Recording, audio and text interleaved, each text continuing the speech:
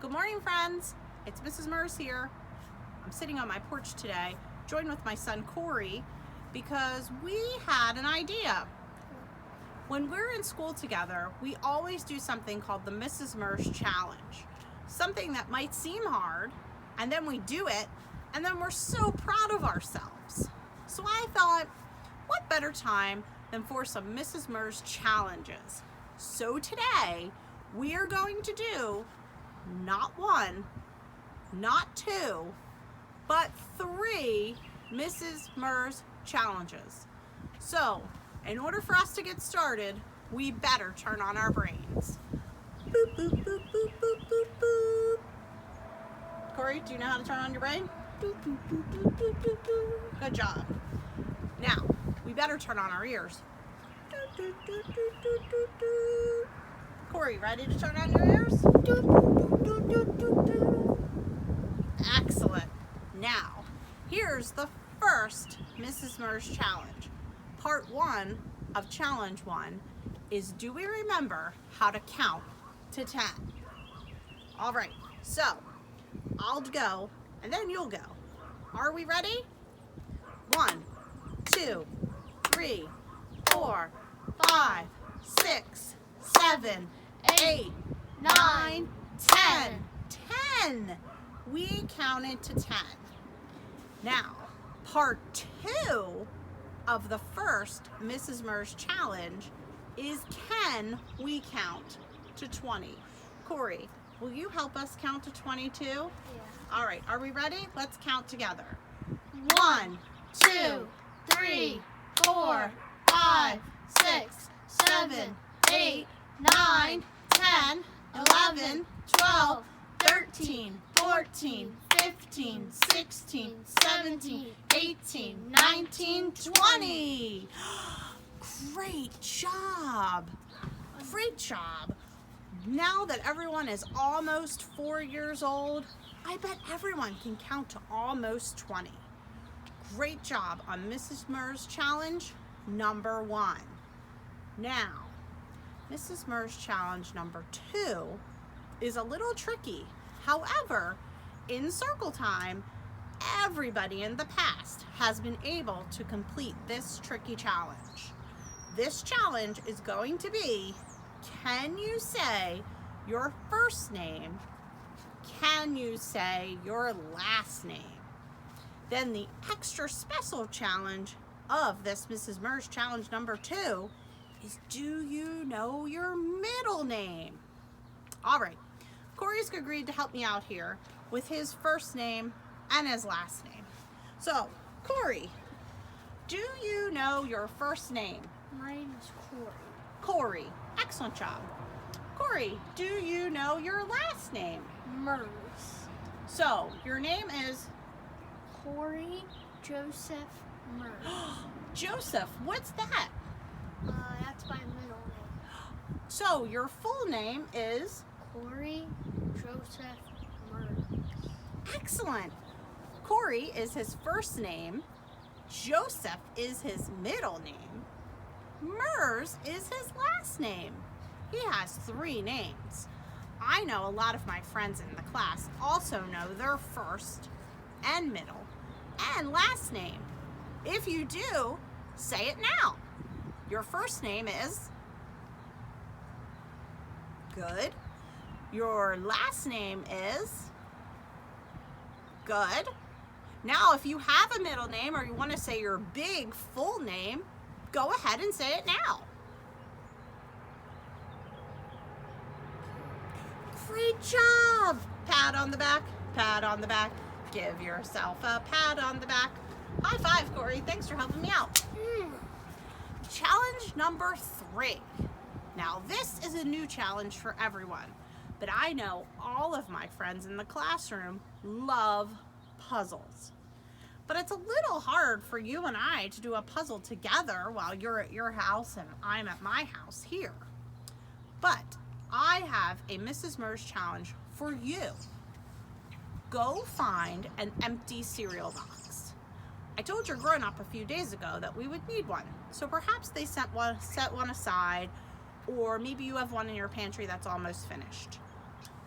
I'm going to take a vase, find my cereal box, and move inside, because guess what? The Mrs. Merz challenge number 3 is we're going to make a puzzle out of a cereal box. Go get your box and come right back. Okay? I'll meet you inside. Hey friends, now I'm inside my house. I found my cereal box. Perhaps you've eaten some Lucky Charms in the past. We had these around for St. Patrick's Day. Remember? We had some rainbows and we were talking about 4-leaf clovers. So, we are going to make a puzzle out of a cereal box. Now, this is the part your grown-up's gonna have to do. So, we're gonna flatten the box because you're only gonna need the front. So, your grown-up is gonna use the big scissors. You will need your little scissors because we wanna practice our super snipper skills. So, we are gonna cut the sides off. Now, you could save this box and certainly make a craft with the back or the sides if you want to. It's always great to reuse boxes. When we were learning about rectangles, Mrs. Torish bought a lot of boxes in for us to play with on the rug.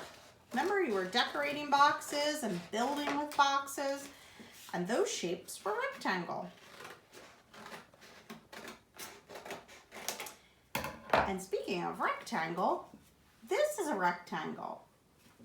And this is a rectangle. So our puzzle is going to be rectangle shaped. And the puzzle picture is going to be the front of the cereal box. How are we going to turn this into a puzzle? Well, we are going to flip it over on the back and we are going to use a marker.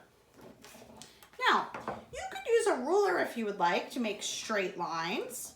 Or you could just draw maybe some curvy lines. It's your puzzle, so you can decide however you would like your puzzle to be. So we're going to draw our shapes. We probably should maybe try to make this a 10-piece puzzle. That would be a great challenge. So we're just drawing lines. Maybe they're rectangles. Maybe they're circles. Maybe they're squares. Maybe they're no shape in particular at all and just sort of squiggly lines. My friend showed me how to make this puzzle and I thought it was a great idea, so I decided to share it with you. So I drew some straight pieces at the bottom. I drew some pieces that are maybe like some flattened triangles, maybe a little round piece there. So you go ahead and draw your shapes on the back of your cereal box face. We don't want to draw it on here because we don't want to mess up the pictures. We're going to draw this on the back. Now, this is a job that you could do with your super snipper skills. You can follow the lines and cut out these shapes.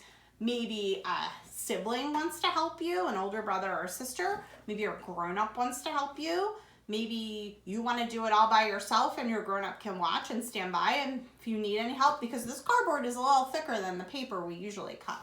Remember our scissor skills and how we become super snippers. Thumb on top, don't forget your thumb on top. And I'm sitting using my scissors safely. Okay? I'm going to start here at the bottom and cut along this line. And I'm just following the lines and cutting my puzzle pieces out.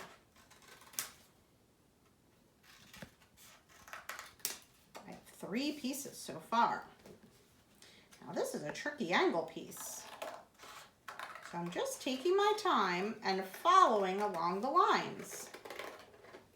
Now the thing about cutting is we don't want to rush because we want to work safely.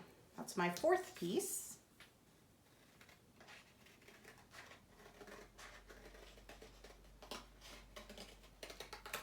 That's my 5th piece. This piece looks like a bit of a wave. It's real curvy.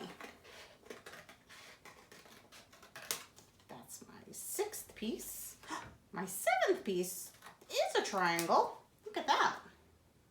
There's a little bit of a piece taken out there, but for the most part, it looks like a triangle. And maybe as you're cutting these pieces out, you can kind of guess, like, what does that look like? Like, to me, that kind of looks like a unicorn. Maybe a horse head. I didn't mean for it to look like that, but sometimes these things happen. Okay, so I have my pieces. 1, 2, 3, 4, 5, 6, 7, 8, 9, 10. I started with 10.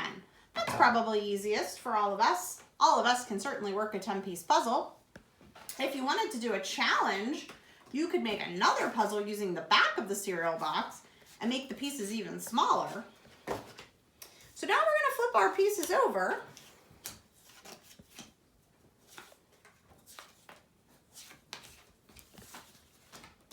We're going to try to build our puzzle.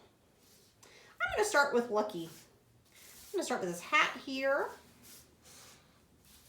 And Lucky's face lines up like that, his 2 eyes. And the bottom of his body goes right there. Now, I see that this word, Lucky, has some letters here, and I see that this piece has some letters here.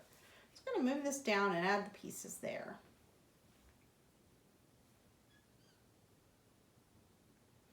Okay, I have 4 pieces in.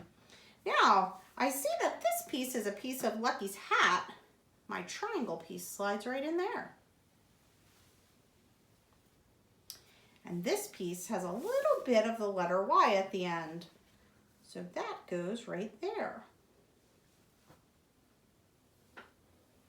Now, I have a rectangle piece here at the bottom, and I have 2 more straight pieces. So let me try to work that on the bottom there, and that right there.